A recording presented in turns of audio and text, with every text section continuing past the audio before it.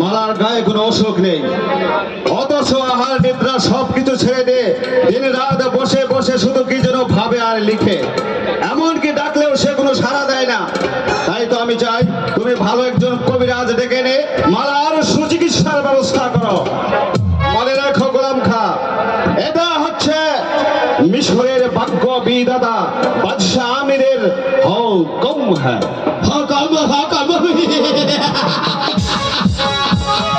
বাচ্চা আমির, তুমি না বুঝলাম আমার বোঝার বাকি নেই। আমি শাহজাদি মালার কোন অসুখী হয় নাই। আমি কাছে ধরে সাহেব প্রেম রোগে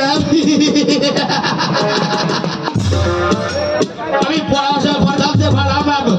ওই শাহজাদি মালাম ওই পাদির বাচ্চা আবু কাসেমের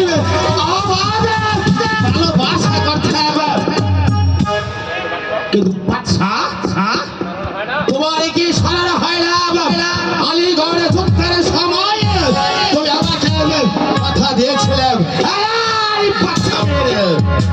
তুমি ওই আলিগড় যুদ্ধে যদি আমি জয় হতে পারি, তাহলে তোমার একে মাত্র কন্যা শাহজাদি মালাকে আমার সঙ্গে বিবাহ দেবে। সেই কথাটা কি তুমি বলে গেছ? না না, বলে গেলে চলবে না। যেমনই করে হোক ওই শাহজাদি মালাকে বিবাহ করে আমি বলব এই মিশরে রাখতে